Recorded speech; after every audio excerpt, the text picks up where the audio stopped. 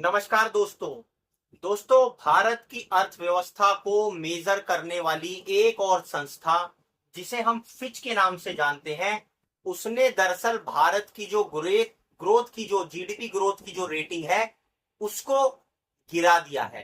पहले दोस्तों फिच की जो रेटिंग थी वो भारत की जीडीपी ग्रोथ के लिए थी 6.4 की, और इसमें दोस्तों उसने इसको 0.1% गिराकर इस समय 6.3% दिखा दिया है।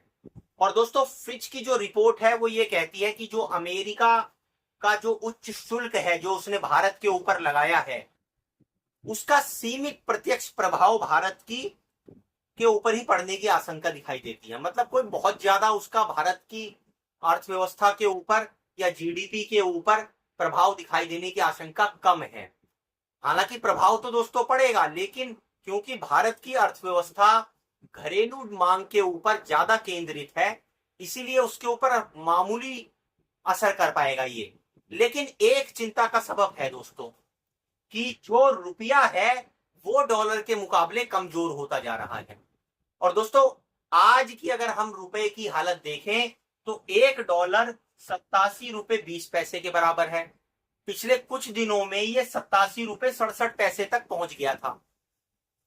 अब दोस्तों समस्या ये खड़ी होती है कि यहां जो सरकार आई थी सत्ता के अंदर, वो भैया दुनिया भर की बातें गढ़कर आई थी। और खास तौर से जो हमारे मोदी जी हैं वो कहकर आए थे कि भैया रुपया जब गिरता है तो प्रधानमंत्री की जो है वो इज्जत भी गिरती है। तो यहां पर कंपटीशन है कि भैया रुपया ज्यादा गिरता है या असमत ज्यादा गिरती है। तो अब ये देखने वाली बात ये है कि भैया बड़ी बड़ी तुमने बातें तो गढ़ दी थी उस समय पर, पेट भर भर कर तुमने झूठ बोल दिए, लेकिन आज तुमने रुपए को वेंटिलेटर पर पहुंचा दिया है। वो जो ट्रंप है वो बैठकर तुम्हें बोलता है कि तुम्हारी अर्थव्यवस्था मरी हुई है। कारण यही है भैया क्योंकि तुम्हारा रुपया तो डॉलर के मुकाबले वेंटिलेटर पर जाता जा रहा है। धीरे धीरे अगर तुम इसी तरह से 18-18 घंटे काम करते रहे तो भैया इसको 100 रुपए तक पहुंचा के ही जाओगे। कहने का मतलब ये है आप कर क्या रहे हो भैया। आप अगर 10-11 साल से सत्ता में हो, आपने जनता से मांगे 60 महीने कि मुझे 60 महीने दे दो। नोटबंदी के टाइम पर आपने बोला मैं इस देश को बदल कर रख दूंगा। अरे रुपया वैसे ही गिर रहा है। सिलेंडर तुमने महंगा कर रखा है, डबल कर दिया, उससे भी ज्यादा महंगा कर दिया।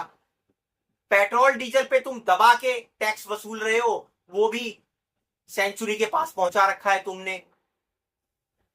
नौकरी रोजगार का तुम्हारा कोई ठिकाना नहीं है। बेचारे बच्चे एसएससी के पेपर देने के लिए 200-200 300-300 400-400 किलोमीटर उनका दूर पेपर डाला जाता है, फिर अचानक पेपर कैंसिल हो जाता है। वो यहां पर जब प्रोटेस्ट करने आते हैं तो पुलिस के डंडे खाते हैं।